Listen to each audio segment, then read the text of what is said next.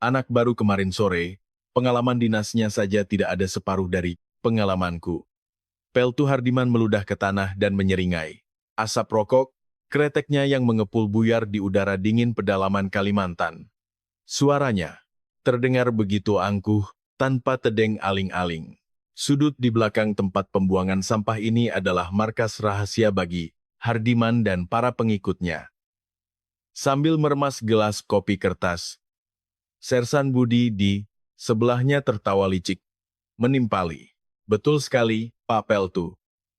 Lulusan Akmil paling juga cuma pintar di atas kertas, kan? Apalagi ini perempuan. Bagaimana mungkin dia bisa memimpin resimen di pedalaman Kodam 12 yang keras ini? Katanya dari Kopassus lah, apalah. Semua itu cuma gosip. Paling juga cuma pencitraan. Hardiman menepuk bahu Sersan Budi dengan jarinya yang kuning karena nikotin. Kopassus, jangan bercanda. Paling juga cuma ikut-ikutan latihan sambil foto-foto. Hei, Budi. Kau ingat sudah berapa komandan resimen yang kusikat di satuan ini? Jari tangan saja tidak cukup untuk menghitungnya, Pak Peltu. Anda ini legenda, hidup di resimen ini. Tentu saja, urusan logistik, manajemen prajurit, sampai menjilat para perwira, atasan, semua harus lewat tanganku. Di sini, tanpa restuku, mereka bahkan tidak bisa menggeser satu sendok pun. Kolonel baru ini, si Aulia atau siapalah namanya, akan sama saja. Awalnya pasti sok galak mau menegakkan disiplin, tapi sebulan kemudian dia pasti akan tunduk di hadapanku. Asal buku catatan kita tidak ketahuan, kita aman. Paham? Mata Hardiman berkilat. Ia menepuk-nepuk perutnya dengan puas. Dengan uang yang ia sikat sedikit demi sedikit dari anggaran makan dan pakaian prajurit, ia bisa menikmati pesta di restoran mahal setiap minggu. Baginya, tentara bukanlah institusi untuk menjaga negara, melainkan ladang emas untuk mengisi kantongnya sendiri. Tiba-tiba, dari arah lapangan upacara terdengar suara peluit yang nyaring, diikuti oleh teriakan para prajurit. Siap! Komandan resimen memasuki lapangan upacara. Hardiman melempar puntung rokoknya dan menginjaknya dengan sepatu Lars. Oh, sudah datang rupanya. Coba kita lihat seperti apa wajahnya. Dengan langkah angkuh, ia berjalan menuju mimbar inspektur upacara. Angin dingin dari lereng Gunung Niut menerbangkan debu di lapangan. Di tengah ratusan prajurit yang berbaris rapi, sebuah mobil komando hitam berhenti di depan mimbar. Pintu terbuka, dan sepasang sepatu bot tempur yang mengilap tanpa setitik pun, debu menyentuh tanah. Kemudian, seorang perwira wanita dengan postur tegap dan atletis melangkah keluar. Ia tidak mengenakan seragam upacara, melainkan seragam tempur. Di bawah baret merahnya, tatapan matanya tajam dan dingin. Pangkat, kolonel di bahunya berkilau memantulkan cahaya matahari. Kolonel Aulia, komandan resimen wanita, termuda di Angkatan Darat, dan seorang legenda dari kesatuan elit Kopassus. Saat ia naik ke podium, seluruh lapangan hening. Biasanya, seorang komandan baru akan menyampaikan pidato panjang dengan suara lantang. Tapi Aulia tidak menyentuh mikrofon. Sebaliknya, ia menyapu pandangannya ke seluruh barisan prajurit, seolah menatap mata mereka satu persatu. Semakin lama ia diam, semakin berat udara di lapangan itu. Di bawah podium, Hardiman mencibir dalam hati. Mau pamer wibawa? Sok sekali. Akhirnya Aulia mengambil mikrofon. Saya, Kolonel Aulia, mulai hari ini resmi, mengambil alih komando Resimen Infanteri 76 di bawah Kodam 12. Tanjung Pura. Suaranya tidak keras, tetapi memiliki kekuatan yang aneh. Intonasinya datar dan jelas. Daerah operasi di sini dingin dan keras. Tapi setahu saya, tempat yang paling dingin bukanlah karena cuaca, melainkan karena hati para prajuritnya yang membeku. Pandangan Aulia sejenak berhenti di barisan bintara, tepat di tempat Hardiman berdiri. Hanya sesaat, tapi Hardiman merasa punggungnya merinding. Perasaanku saja? Tidak. Perempuan itu jelas melihatku. Saya tidak memimpin dengan kata-kata. Saya memimpin dengan aturan, prinsip, dan hasil. Jika ada satu saja prajurit yang merasa tidak diperlakukan adil di satuan ini, maka siapapun yang menjadi penyebabnya, tanpa memandang pangkat, akan menerima konsekuensi terberat yang diizinkan oleh hukum militer. Selesai. Pidato pelantikannya singkat dan padat. Terdengar tepuk tangan, tetapi ekspresi para prajurit tampak aneh. Lebih banyak raut pasrah daripada harapan. Setelah upacara, para perwira berkumpul di ruang kerja komandan resimen. Hardiman sengaja masuk paling akhir dengan langkah santai. Para komandan, batalion dan staf lainnya sudah duduk dengan tegang. Aulia sedang membaca dokumen di mejanya. Siap, Bintara Utama Resimen, Peltu Hardiman. Hardiman memberikan hormat. Sikapnya asal-asalan, khas Bintara senior yang merasa paling berkuasa. Aulia menjawab singkat tanpa mengangkat kepala. Duduk. Hardiman merebahkan diri di sofa. Komandan, pasti lelah setelah perjalanan jauh. Oh ya, sekadar informasi, manajemen prajurit di sini sudah saya tangani dengan sangat baik. Mungkin ada kesalahan-kesalahan kecil, tapi tidak pernah ada insiden besar. Ia mencoba menebar pengaruh, menunjukkan siapa penguasa sebenarnya. Aulia menutup dokumennya dan perlahan mengangkat kepala. Matanya menatap lurus ke arah Hardiman. Peltu Hardiman, siap, laksanakan. Manajemen yang kau sebut sangat baik itu, apakah termasuk perbedaan antara daftar menu makan dengan jatah yang diterima prajurit? Seketika ruangan menjadi senyap. Alis Hardiman bergerak sedikit. Maaf, apa maksud komandan? Aulia mengangkat sebuah buku catatan kecil. Itu adalah memo yang ia tulis saat sekilas melewati dapur sebelum upacara. Menu makan siang hari ini tertulis sate, daging sapi. Menurut standar, setiap prajurit harus mendapat 150 gram. Tapi di tempat sampah dapur tadi, saya tidak melihat kotak daging sapi beku, melainkan tumpukan bungkus daging tetelan. Bagaimana kau menjelaskannya? Keringat dingin menetes di punggung Hardiman. Komandan yang baru datang kurang dari 1 jam sudah memeriksa tempat sampah dapur? Ini tidak masuk akal. Ia mencoba berkelit sambil tertawa canggung. Mungkin ada kesalahan dari bagian logistik, komandan.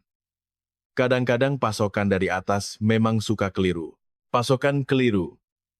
Alasan seperti itu bahkan tidak pernah kudengar selama di Kopassus. Aulia berdiri. Tanpa suara, ia berjalan mendekati Hardiman. Ia mencondongkan tubuh, menatap matanya lekat-lekat, dan berbisik. Kalau itu kesalahan, cukup diperbaiki. Tapi kalau itu kesengajaan, ceritanya akan berbeda. Mataku ini bukan pajangan, Peltu Hardiman. Dan sekali aku menggigit, aku tidak akan pernah melepaskannya. Di matanya, terpancar aura membunuh. Bukan sekadar wibawa perwira tinggi, melainkan aura seekor predator yang telah merasakan kerasnya medan pertempuran. Hardiman terintimidasi, tak mampu menjawab, hanya bisa menelan ludah. Semuanya keluar. Saya akan mulai evaluasi dari nol. Para perwira bergegas keluar seperti melarikan diri. Hardiman pun ikut keluar, dengan perasaan terhina dan takut.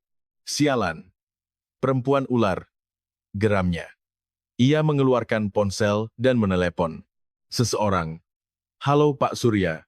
Saya ini. Soal pasokan bahan makanan yang akan datang. Sepertinya kita harus lebih rapi lagi.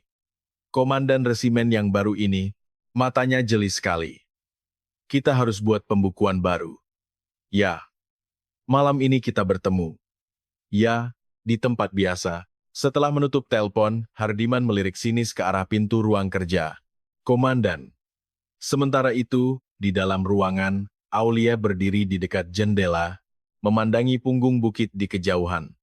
Di tangannya, tergenggam secarik struk, pembayaran yang ia temukan di bawah meja tempat Hardiman duduk tadi. Baunya busuk sekali, gumamnya. Aku tidak akan terburu-buru. Perlahan, tapi pasti akan kujerat kau sampai mati. Malam mulai turun di pedalaman Kalimantan. Di tengah kegelapan markas resimen, Garuda Hitam Pertarungan antara serigala dan rubah telah dimulai. Pagi di pedalaman Kalimantan datang terlambat, dan malam datang lebih awal. Jauh.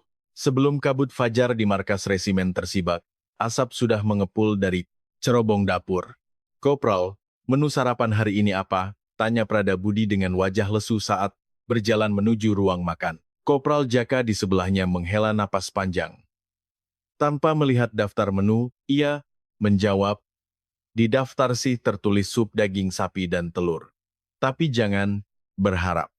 Kau kan tahu, daging sapi di satuan kita ini tembus pandang. Keterlaluan sekali, Bang.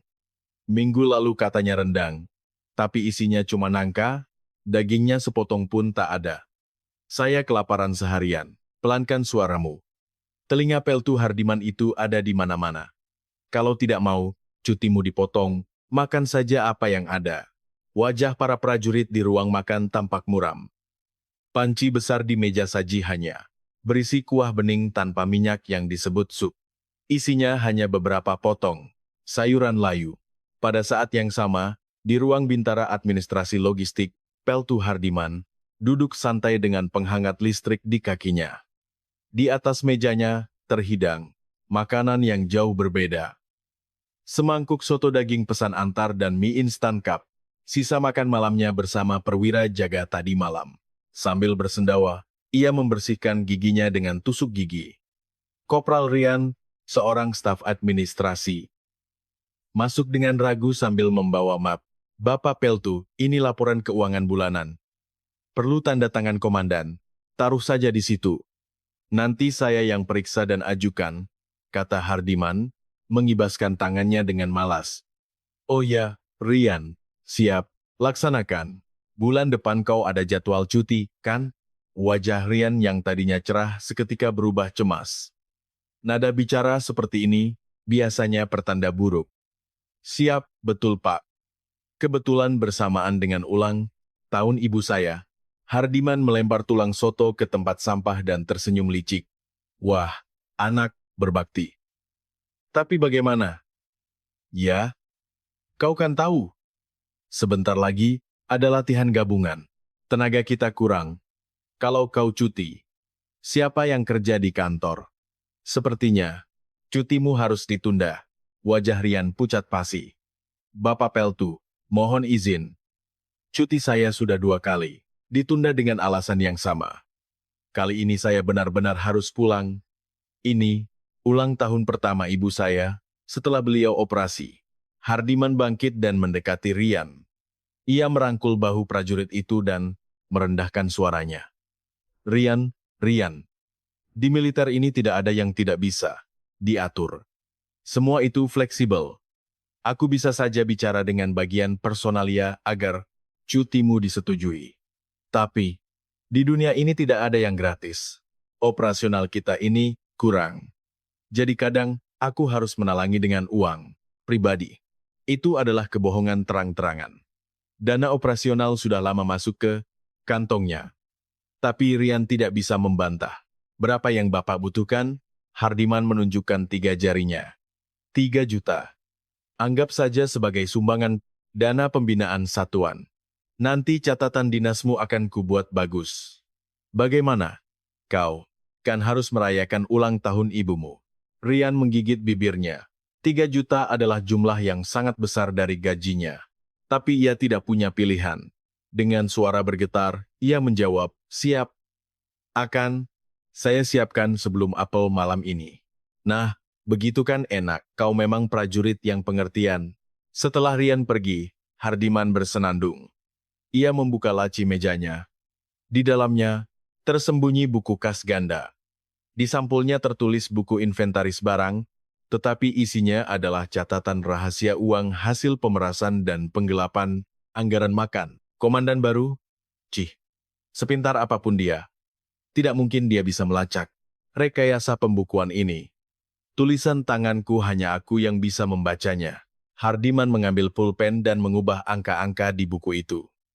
Dengan memotong Rp3.000 saja dari jatah makan per prajurit per hari, ia bisa mengantongi puluhan juta setiap bulannya. Sore harinya, di ruang kerja komandan resimen, Kolonel Aulia menatap keluar jendela. Pandangannya bukan tertuju pada prajurit yang sedang berlatih, melainkan ke area pembuangan sampah di belakang dapur. Sejak pagi, ada sebuah truk yang bolak-balik. Truk pasokan bahan makanan. Aneh, gumamnya. Menurut aturan, truk pasokan harus selesai diperiksa sebelum jam 6 pagi. Tapi sekarang sudah jam 2 siang. Kenapa truk itu baru datang? Aulia menekan interkom. Ajudan, segera ganti seragamu dengan pakaian olahraga. Tetap di sini dan tunggu perintah. Bergerak tanpa suara. Beberapa saat kemudian, Aulia keluar dari ruangannya dengan mengenakan seragam olahraga abu-abu tanpa tanda pangkat. Dengan topi yang menutupi wajahnya, sulit untuk mengenalinya. Seperti bayangan, ia mendekati bagian belakang dapur. Pintu belakang dapur setengah terbuka. Dari dalam, terdengar suara serak, Hardiman. Pak Surya, daging kiriman kali ini kualitasnya jelek sekali. Jangan-jangan Bapak memalsukan kualitasnya, ya? Aduh, Pak Peltu ini. Ini kan untuk makan tentara, kenapa rewel sekali? Sebagai gantinya, minuman yang Bapak pesan kemarin sudah saya taruh di jok depan. Whisky impor 30 tahun, hahaha. Pak Surya memang paling mengerti. Baiklah, stempel persetujuan nanti. Saya yang urus. Cepat turunkan barangnya, nanti saya suruh juru masak pakai. Banyak bumbu agar baunya tidak terlalu terasa. Pemasok bernama Surya dan Hardiman tertawa-tawa sambil menurunkan muatan. Di kardusnya tertempel stiker pasokan daging kualitas A untuk TNI. Tetapi isinya jelas daging afkir berkualitas rendah. Bahkan ada darah beku yang merembes, keluar, dan tanggal kedaluarsa ditutupi dengan stiker baru. Aulia mengeluarkan ponselnya dan merekam adegan itu tanpa suara. Keahliannya, saat menyusup ke markas musuh di Kopassus masih melekat. Bahkan adegan Hardiman, memasukkan amplop tebal ke sakunya terekam dengan jelas. Kena kau. Tapi ia tidak langsung menggerebek mereka. Belum saatnya. Untuk menangkap ular, yang harus dihancurkan adalah kepalanya, bukan ekornya. Dan untuk itu, ia harus memasang perangkap yang sempurna. Aulia diam-diam berbalik. Saat itulah ia melihat seorang prajurit sedang menangis sambil berjongkok di sudut. Itu adalah Kopral Rian. Ia sedang memohon kepada seseorang di telepon. Bro, maaf ganggu. Bisa pinjam uang dulu, nanti pas cuti aku ganti. Ini darurat, untuk biaya rumah sakit ibu. Langkah Aulia terhenti, matanya menajam. Ini bukan lagi sekadar penggelapan uang negara. Memanfaatkan penderitaan prajurit untuk memeras adalah perbuatan yang tidak bisa dimaafkan, bukan sebagai tentara, tapi sebagai manusia. Ia mendekati Rian tanpa suara. Aku hanya butuh jawaban singkat. Uang itu untuk disetor kepada siapa? Rian terlonjak kaget.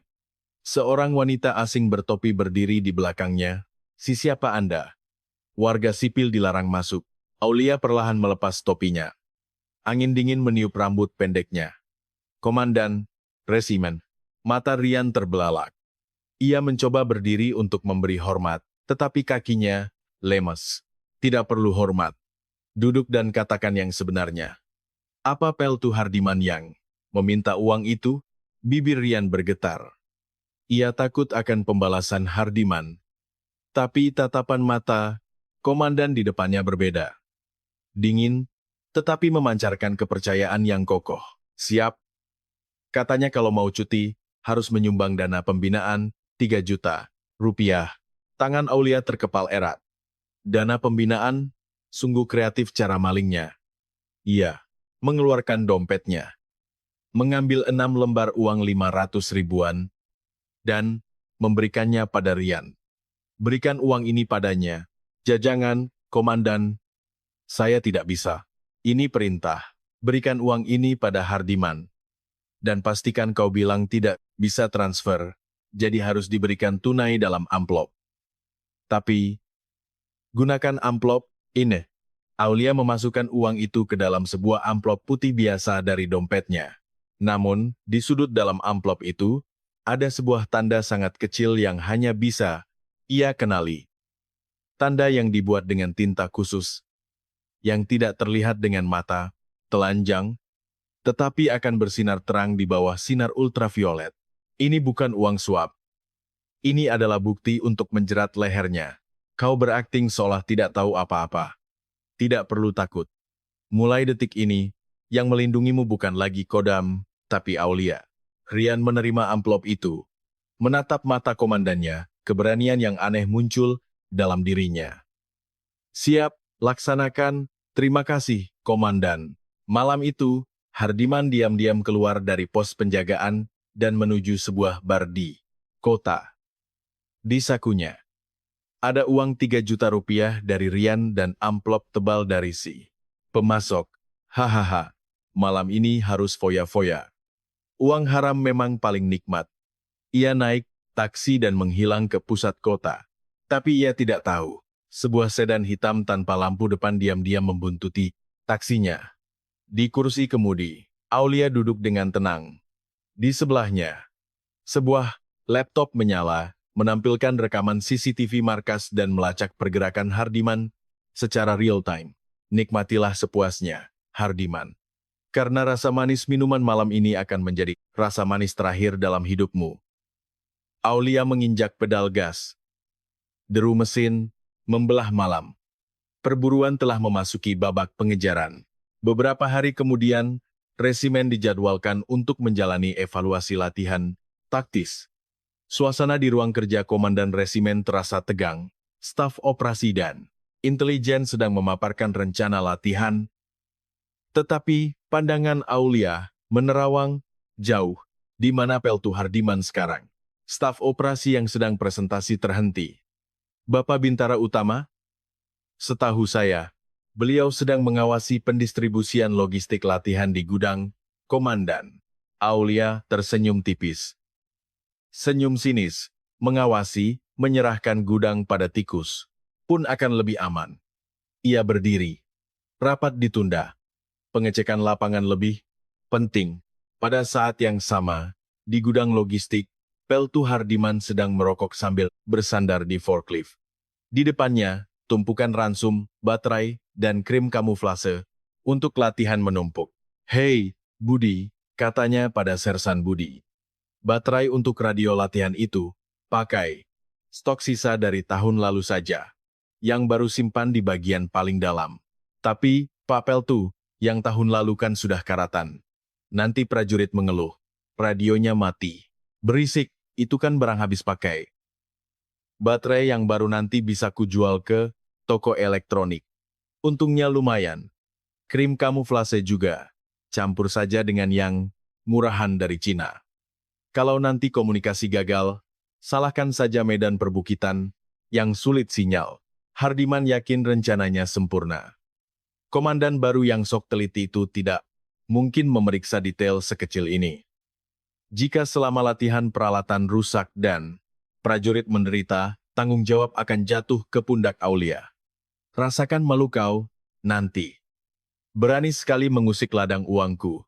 Saat itu, terdengar derap sepatu Lars dari luar. Langkah yang ritmis, teratur, dan sangat tenang. Hardiman buru-buru mematikan rokoknya.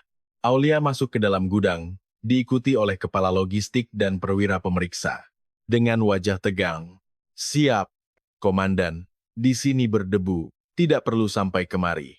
Hardiman mencoba menghalangi dengan senyum palsu, tapi Aulia melewatinya seolah ia tidak ada. Ia mengambil sebuah kotak baterai secara acak. "Buka." Kepala logistik segera membukanya. Aulia mengambil satu baterai. Sudah berkarat dan tampak usang. "Peltu Hardiman." Suara Aulia rendah dan berat. "Siap, Komandan." "Ah, itu. Sepertinya barang lama tercampur saat penataan gudang. Akan segera saya perbaiki." Hardiman berkeringat dingin tapi tetap mencoba berkelit. "Tercampur? Seluruh kotak ini isinya barang afkir. Apa di matamu ini terlihat seperti logistik yang layak?" Aulia melempar baterai berkarat itu ke kaki Hardiman, dan krim kamuflase di sana. Bukan merek standar TNI, tapi produk murahan dari Cina. "Setahuku, anggaran kita untuk membeli produk dalam negeri, selisih harganya lari kemana?" Mata Hardiman bergetar. "Itu salah paham, Komandan. pemasoknya yang keliru. Setiap kali kau mengucapkan kata keliru, kesabaranku semakin menipis. Aulia melangkah maju, membuat Hardiman tanpa sadar mundur. Latihan kali ini akan diawasi langsung oleh Panglima Kodam. Jika di tengah latihan radio mati, atau prajurit jatuh sakit karena perlengkapan buruk, itu bukan lagi kesalahan. Itu adalah sabotase.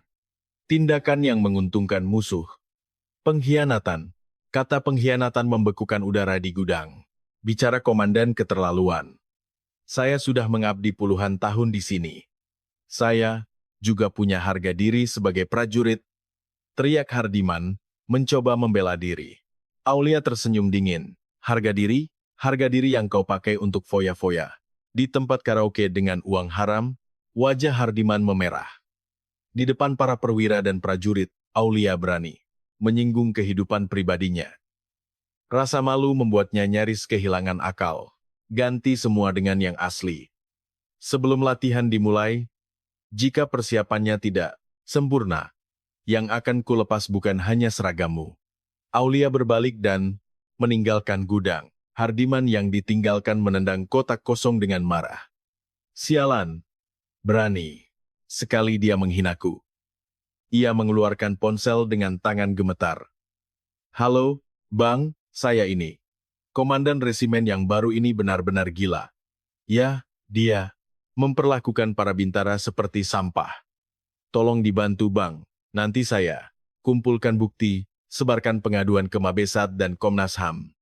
Ya, kita hancurkan dia. Mata Hardiman memancarkan kebencian. Kau main-main dengan hukum? Baiklah, aku juga akan bermain dengan hukum. Akan kutunjukkan padamu apa akibatnya seorang komandan yang semena-mena terhadap bawahannya. Malam itu, Hardiman mengumpulkan para bintara pengikutnya. Mereka bertemu di sebuah rumah makan dan mulai merencanakan konspirasi untuk menjatuhkan Aulia. Gaya bicaranya sombong sekali. Kemarin Sersan Agus juga dibentak-bentak.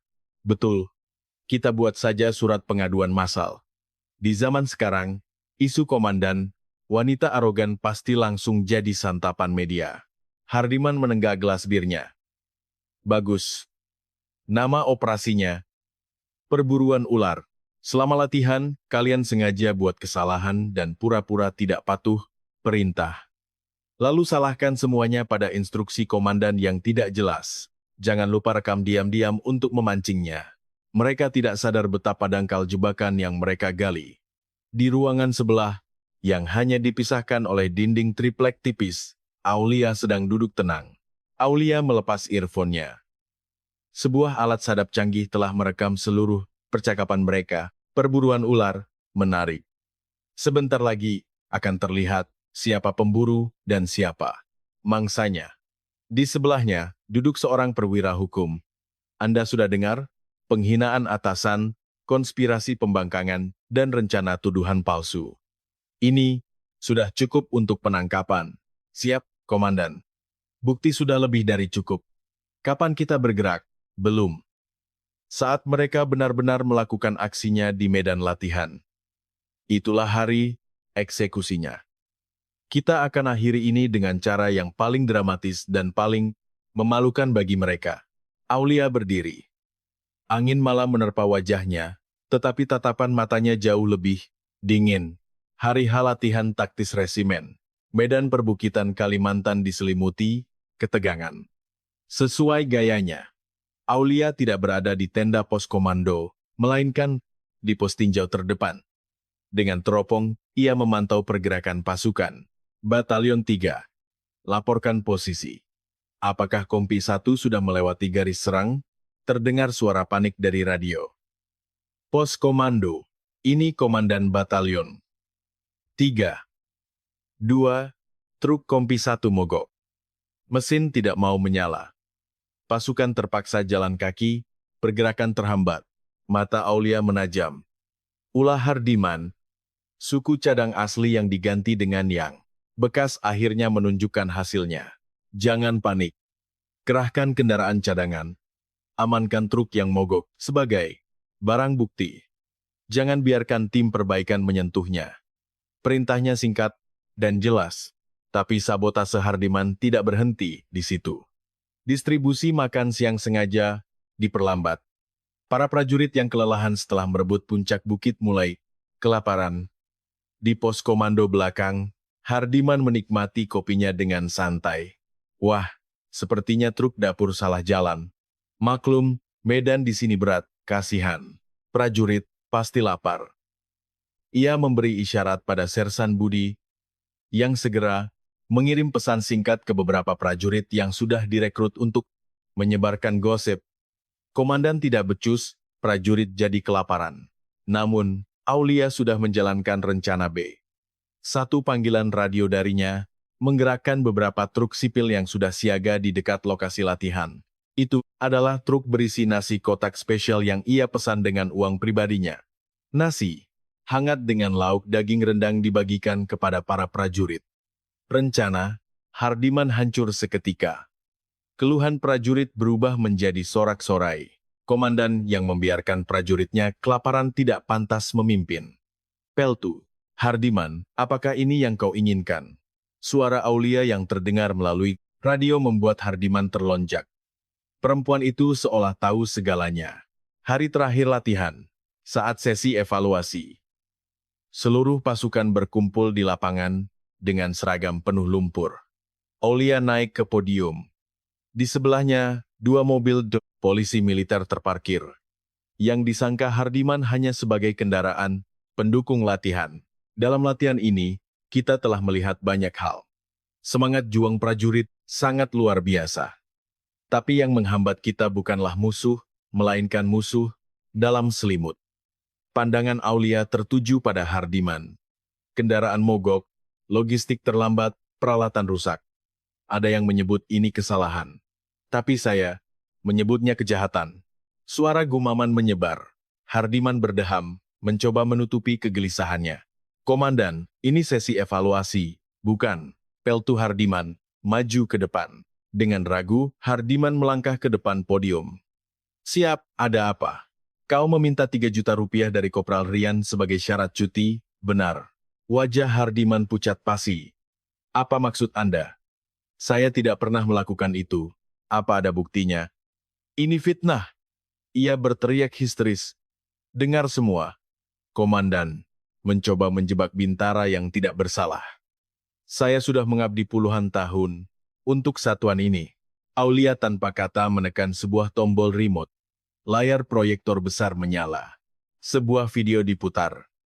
Rekaman Hardiman menerima amplop suap dari pemasok dan menyetujui pengiriman daging busuk. Video selesai, layar berganti. Foto amplop berisi uang yang diserahkan Rian. Lalu adegan amplop yang sama ditemukan di brankas pribadi Hardiman. Saat penyidik PM menyinarinya dengan lampu ultraviolet. Tanda khusus yang dibuat Aulia bersinar terang. Itu amplop dari brankasmu. Amplop yang sama dengan uang yang kuberikan pada Rian. Dan ini, Aulia mengangkat sebuah perekam suara, adalah rekaman saat kau dan para pengikutmu merencanakan untuk menjebakku. Mau kudengarkan? Kaki Hardiman lemas. Ia jatuh terduduk. Skakmat. Tidak ada jalan keluar. Kau telah mencoreng kehormatan prajurit dan menghisap darah para pemuda yang sedang menjalankan tugas suci mereka. Kau akan diadili bukan di mahkamah militer, tapi di penjara. Atas isyarat Aulia, para polisi militer bergerak. Lepaskan. Kalian tahu siapa saya. Saya kenal Panglima Kodam, teriak Hardiman, tapi ia tak berdaya saat tangannya diborgol. Saat logam dingin itu menyentuh pergelangan tangannya, ia sadar, 30 tahun, karier militernya berakhir dengan hina. Saat Hardiman diseret, Aulia menambahkan pukulan terakhir. Oh, bagus kalau kau kenal Panglima Kodam. Beliau sendiri yang meminta untuk hadir langsung di persidanganmu nanti. Sampaikan saja salam dariku. Lapangan hening sejenak. Menyaksikan penguasa tak tertulis mereka diseret, seperti kriminal adalah sebuah kejutan besar. Namun, keheningan itu dipecah oleh sorak-sorai para prajurit. Hurraya! Teriakan yang awalnya dari satu orang, menyebar ke seluruh lapangan. Itu adalah ledakan kelegaan atas penindasan yang selama ini mereka rasakan. Kopral Rian menatap Aulia dengan mata berkaca-kaca. Aulia tersenyum tipis ke arah para prajurit. Senyum yang hangat, yang seolah mencairkan dinginnya udara Kalimantan. Ia kembali ke mikrofon. Jangan ribut. Latihan belum selesai. Seluruh pasukan kembali ke markas. Siap. Gerak. Siap. Gema suara hormat yang lebih lantang dari biasanya mengguncang langit. Aulia turun dari podium dan berjalan melintasi lapangan berdebu. Di belakangnya, angin. Perubahan mulai bertiup di resimen yang telah terbebas dari rantai korupsi. Sehari setelah Peltu Hardiman ditangkap, suasana di markas resimen terasa sunyi, senyap. Meja kerja di ruang Baminlok kosong, tetapi bau busuk yang ia tinggalkan masih terasa di seluruh penjuru. Pukul 3 dini hari, pintu ruang staf terbuka tanpa suara. Dalam kegelapan, sesosok bayangan masuk. Itu Sersan Budi. Sebagai tangan kanan Hardiman, ia tidak bisa tidur semalaman. Buku catatan. Masih ada satu buku lagi. Aku harus memusnahkannya. Hardiman adalah orang yang teliti. Selain buku kas yang disita, ia memiliki satu buku catatan rahasia lain yang berisi daftar kejahatan para perwira yang ia jadikan sebagai alat pemerasan. Budi tahu, buku itu adalah bom waktu yang bisa menghancurkannya. Ia membongkar lantai palsu di bawah laci meja Hardiman. Ketemu sebuah buku bersampul kulit hitam ada di tangannya. Budi menghela napas lega dan mengeluarkan korek api. Saat ia menyalakan api, sebuah suara dingin terdengar dari kegelapan. Bukankah ini waktu yang terlalu larut untuk bermain api, Sersan Budi? Aargah. Budi menjatuhkan buku dan korek apinya karena kaget. Dari sofa di sudut, ruangan yang gelap, Kolonel Aulia perlahan bangkit. Ia duduk di sana dalam kegelapan, menunggu seperti predator. Kak Komandan, kenapa Anda di sini? Aku sudah menduga tikus-tikus ketakutan akan mencoba menghilangkan bukti. Setelah tuannya ditangkap, dugaanku benar. Aulia memungut buku catatan itu. Jangan Komandan, tolong ampuni saya. Saya hanya menjalankan perintah. Budi berlutut dan memohon. Aulia menatapnya dengan dingin. Menjalankan perintah? Para penjahat perang Nazi juga menggunakan alasan yang sama. Pilihan ada di tanganmu. Saat kau menikmati uang haram itu, kau memilih untuk mengabaikan penderitaan prajuritmu. Aulia memasukkan buku itu ke sakunya. Subuh nanti, buku ini akan kuserahkan ke polisi militer. Kau akan menempati sel di sebelah Hardiman. Ajudan, bawa dia ke sel tahanan. Pagi harinya, Aulia mengumpulkan seluruh perwira. Kasus Hardiman bukan penyimpangan individu. Siapapun yang membiarkan, atau bahkan ikut serta, akan dimintai pertanggungjawaban. Ia melempar setumpuk dokumen ke meja, mulai hari ini. Seluruh sistem administrasi dan logistik kita riset dari nol. Semua pembukuan selama 5 tahun terakhir sudah saya serahkan ke tim audit. Perubahan pertama terjadi di dapur. Wow, ini beneran daging sapi? Para prajurit terbelalak melihat nampan mereka. Sup daging yang disajikan penuh dengan potongan daging. Lauknya bukan lagi nugget beku, tapi ayam goreng tepung yang renyah. Anggaran makan yang kembali, utuh mengubah menu mereka menjadi sekelas restoran. Dari sudut ruangan, Aulia tersenyum tipis melihat prajuritnya makan dengan lahap. Ia mendekati kepala juru masak. Rasanya tidak penting.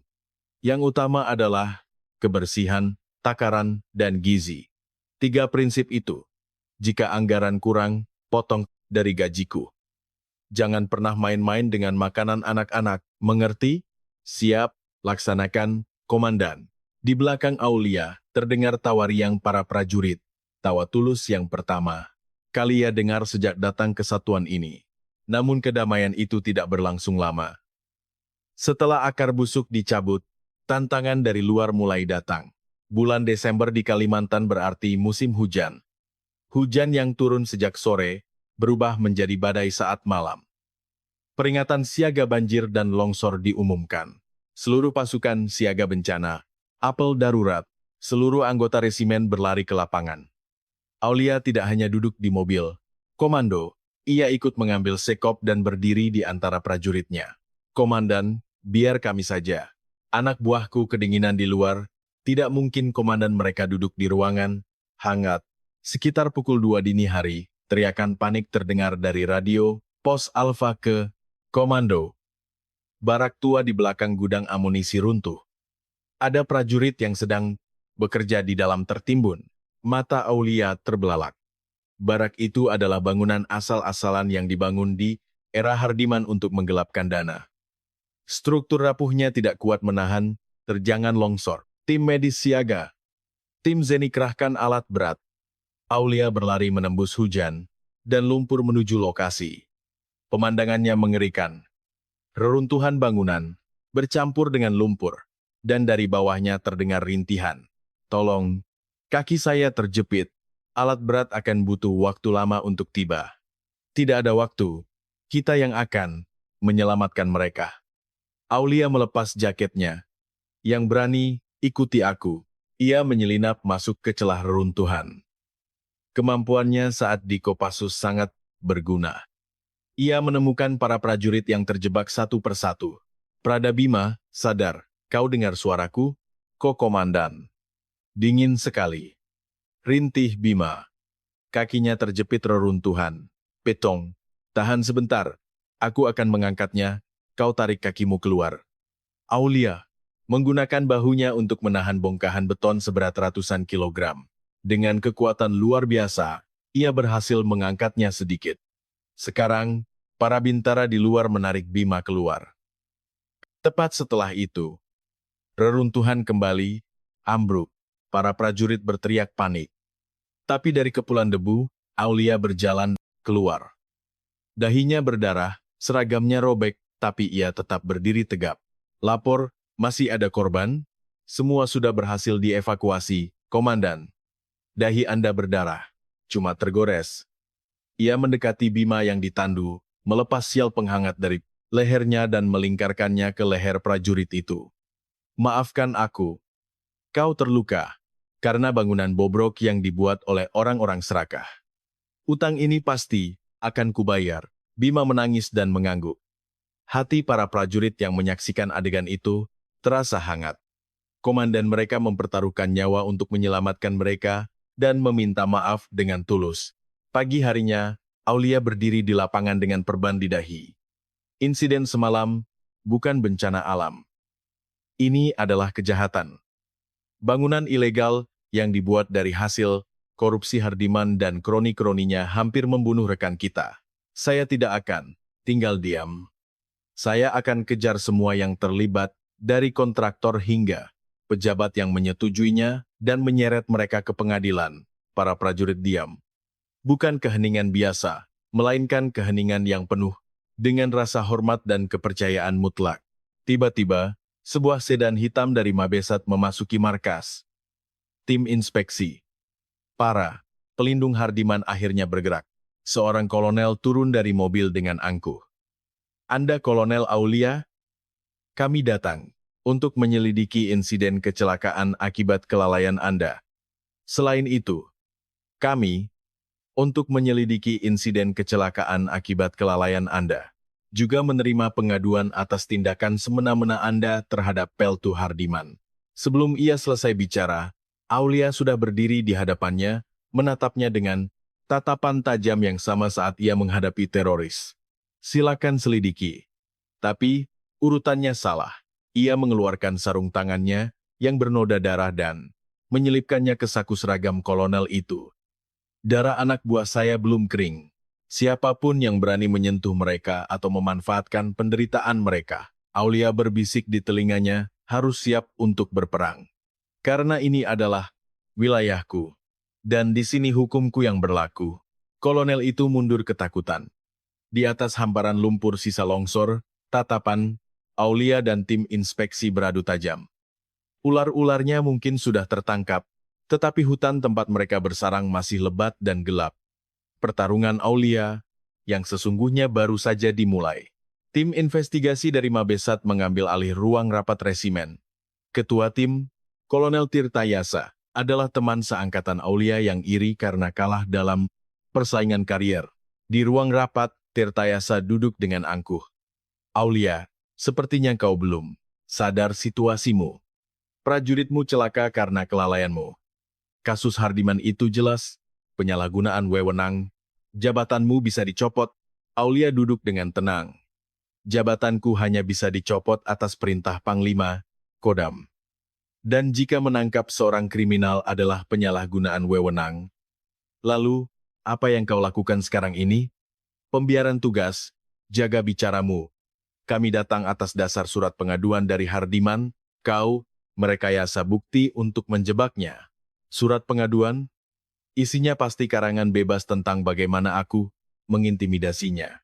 Kan, Aulia mengeluarkan buku catatan rahasia milik Hardiman. Apa ini yang kalian cari? Mata Tirtayasa berkilat. Bagus, barang itu kami sita sebagai. Dengan cepat, Aulia memasukkan kembali buku itu ke sakunya. Jangan salah. Aku hanya menunjukkannya, bukan memberikannya. Di dalam sini tertulis dengan jelas kemana saja aliran dana haram Hardiman mengalir. Termasuk ke beberapa petinggi di Mabesat.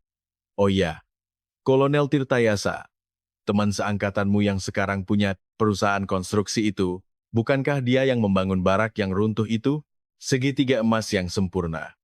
Hardiman memberi proyek, kau menutup mata saat inspeksi, dan temanmu yang mengerjakan. Wajah Tirtayasa pucat pasi.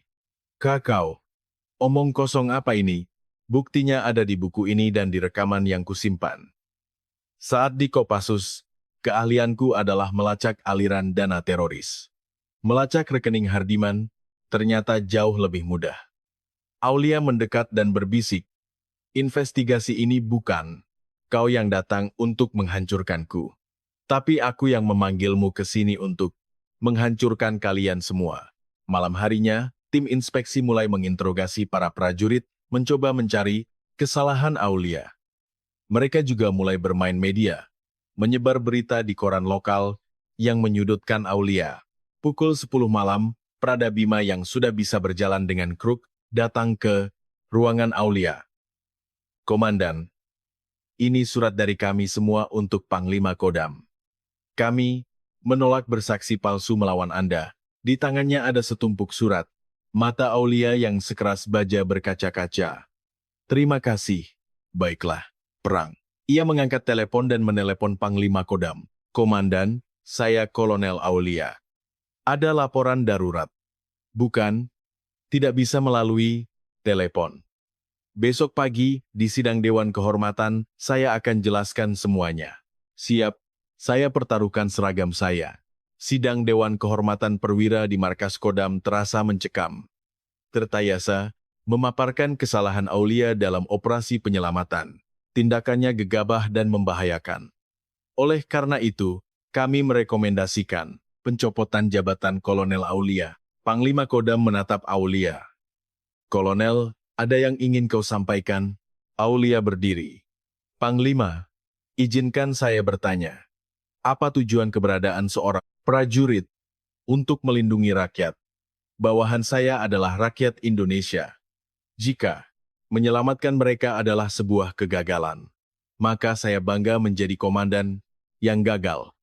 Ia berjalan ke depan, meletakkan buku catatan rahasia, dan sebuah flash disk di meja Panglima.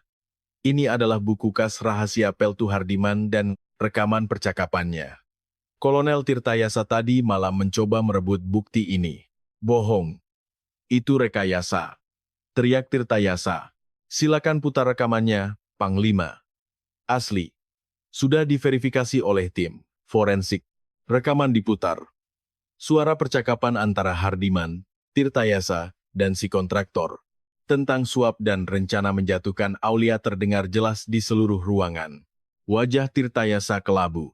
Dan di buku ini, lanjut Aulia, tercatat bagaimana anggaran 10 miliar untuk renovasi barak hanya digunakan 2 miliar.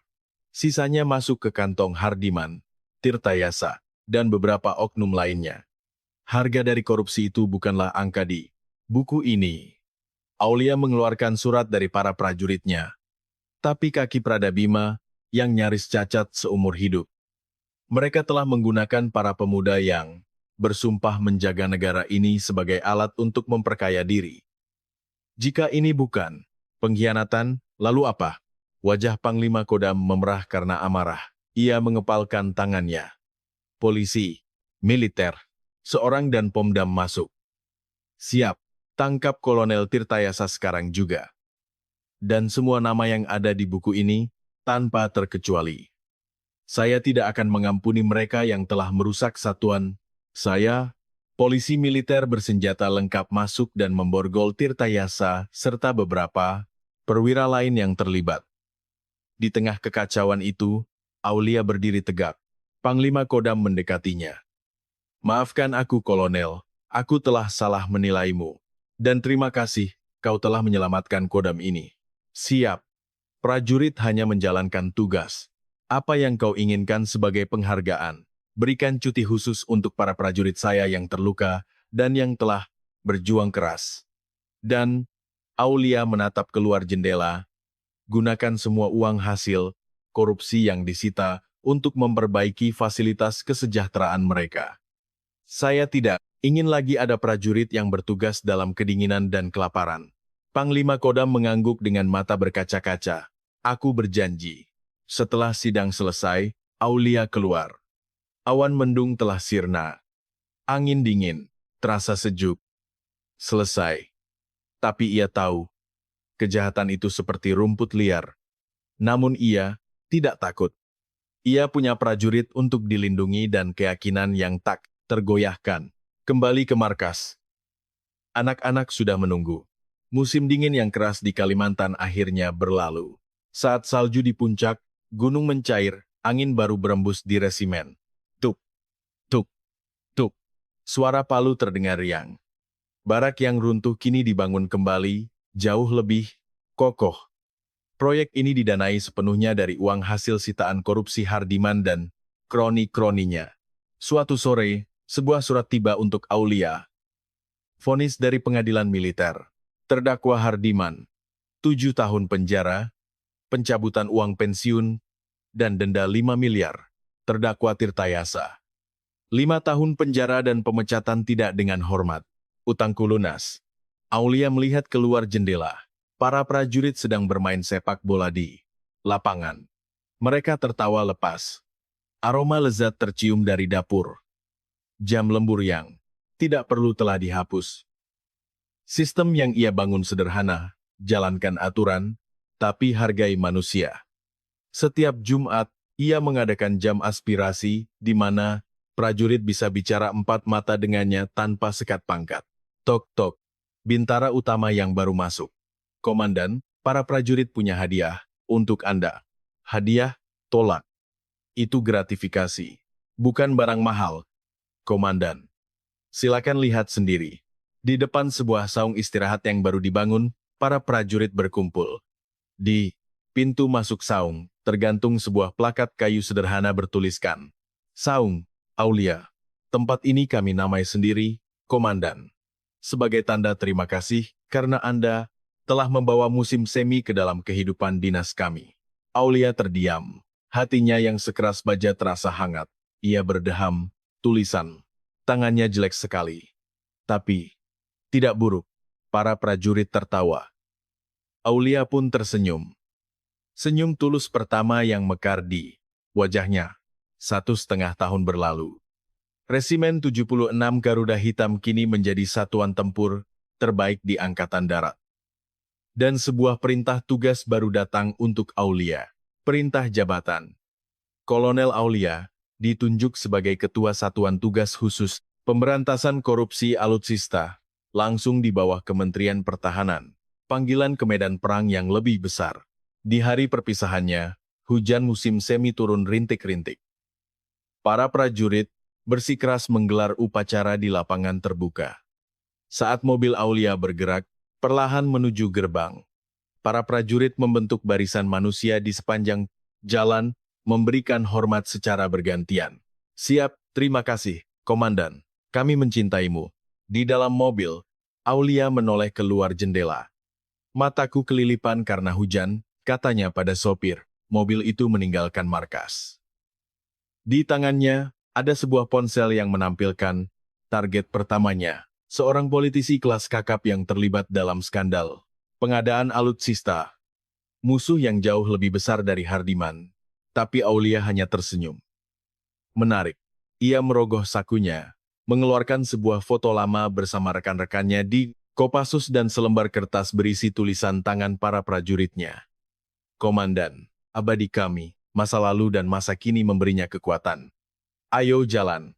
Waktunya bersih-bersih.